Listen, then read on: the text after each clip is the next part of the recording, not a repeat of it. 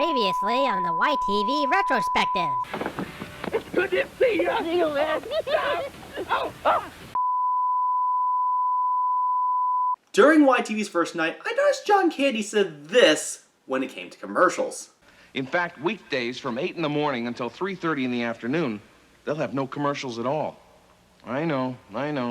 Which means you're going to have to watch all your favorite shows without any interruptions. How will we know what will be in the toy store? And all the sugary sweetness we can eat? How will we fill the time gap between shows and commercials?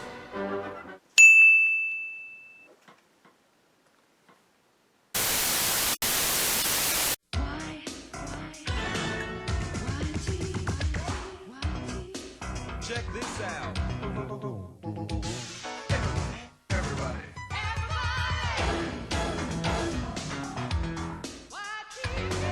Check it out. During the early days of YTV, while there were some commercials that filled up the time in between shows, to fill up the rest of it, was an early staple of YTV's history that very few people talk about. That's right, it's time to talk about shorts. Not those kind of shorts. If I wanted those shorts, I would salute them. I mean shorts. Short little segments that don't usually last longer than 3 to 5 minutes. In the early days, they showed shorts from the National Film Board of Canada, so you would have your Canadian animated staples like the Log Driver's Waltz, The Cat Came Back, and The Sweater. Each one having their own unique animation style. Even trying out CGI on their 50th anniversary in 1989. I personally enjoy the Log Driver's Waltz. It's super catchy. Step lightly, it's burning down and down like water. The log driver's waltz pleases girls completely. But YTV began airing shorts of their own, starting with YTV's Really Me.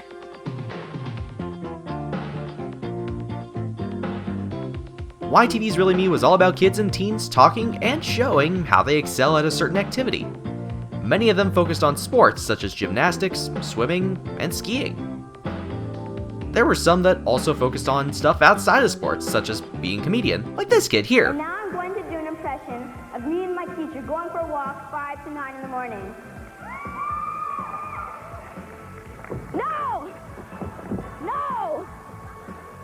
Thank you very much. I'm Mark Dyson. These shorts influenced an even bigger project, which we will talk about another time. Suffice to say, YTV's Really Me helped inspire a new generation of athletes, and it also inspired those that are looking for a new hobby.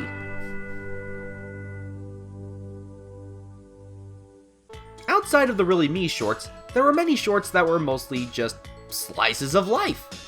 Like a girl taking care of a doll with a band-aid, having fun skiing and snowboarding, having fun at Winterlude in Canada's capital city of Ottawa, and celebrating Christmas out on a farm with this ominous short.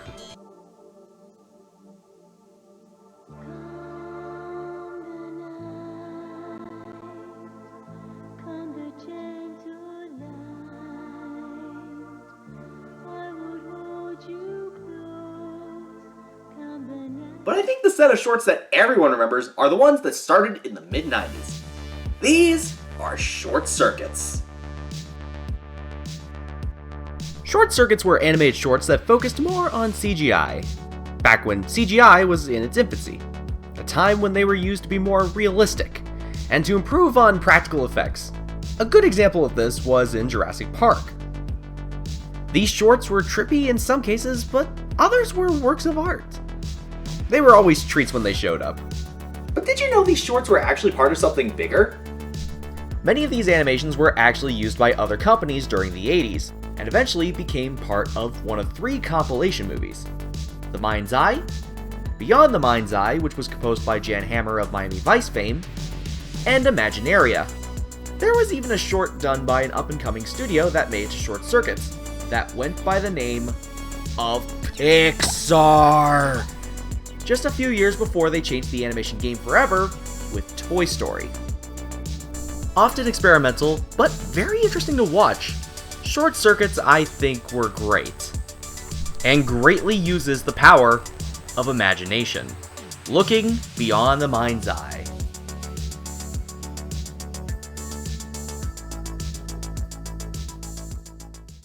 Have you ever wondered what would happen if an animated short that you saw would be picked up to become a 30-minute television series?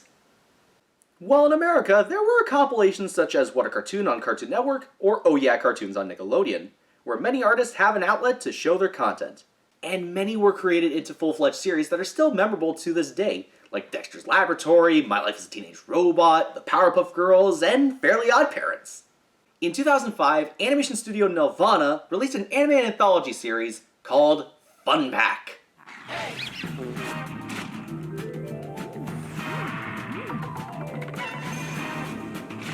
Funpak was able to give the idea that the viewers could vote online for their favorite short series to be made into an actual TV series. Each of the shorts all varied in different animation styles, from 2D Flash, to CGI, to stop motion. And there were many. These shorts include Gruesomestein's Monsters, a horror anthology with a humorous twist. Martini and Meatball, the wacky antics of two dog friends. Cool Man, an ordinary office worker who escapes his mundane surroundings with his cool, jazz-infused daydreams. That's cool, man. Electric. Miracle Koala. A koala and an emperor penguin try to get to Australia after escaping from a research lab with hilarious and disastrous results. It's the Miracle Koala! Get him! Harold Rosenbaum, Chartered Accountant Extreme. A film serial-style adventure series about an accountant who uses accounting skills to fight crime. Maybe the answer's not in this machine of yours. It's here. And people thought accounting was boring. Rotting Hills. A 10-year-old boy befriends an undead girl after unknowingly moving to a zombie-filled town. Oh, this is gonna hurt. The Ninth Life of Sherman Phelps. The 8 lives of a cat go to extreme lengths to get the 9th life so they can finally go to the afterlife. The Manly Bee, an elderly superhero who, despite his old age, comes out of retirement. Give me a shot.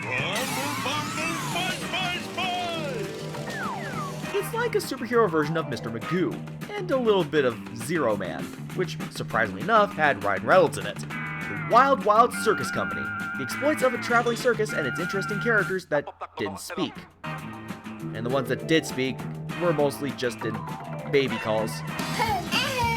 This was the only series in Funpak that was completely done in CGI. And finally, there was the winner that became a full-fledged series, as voted on by the viewers. And that was Sidekick.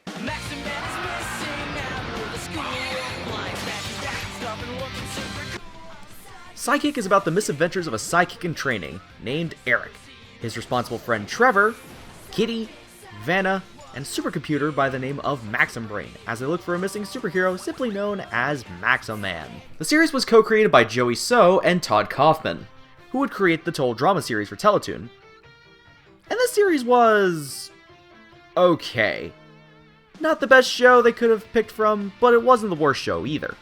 Then again, there have been better series years later that came along with this very concept and just runs with it gracefully. However, there are some good bits in the show, particularly with Trevor's father, Martin, who switches between his innocent demeanor to arch-nemesis of Maximan, Dr. Zox, when Trevor isn't looking. Great. Well, I'm just gonna be downstairs deploying my super disease weapon. Deploying my super disease, birdhouse. Tweet. That's gotta be some strange parenting. Sidekick became a full series that premiered in 2010 and ended in 2013, lasting 3 seasons with 52 episodes. YTV aired many shorts during its first 20 years, and they all varied in different animation styles, even having shorts done by kids at some point in time. But it was always a part of the station that was really interesting. Now I just need to set up this game console during the commercial break. Next time on the YTV Retrospective.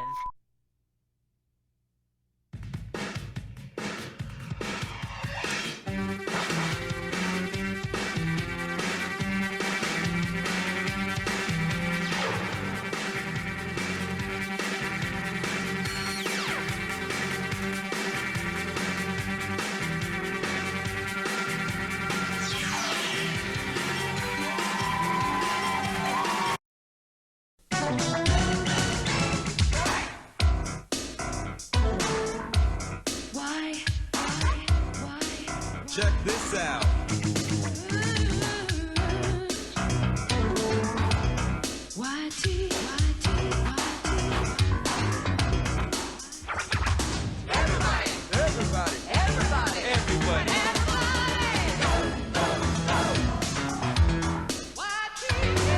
Check it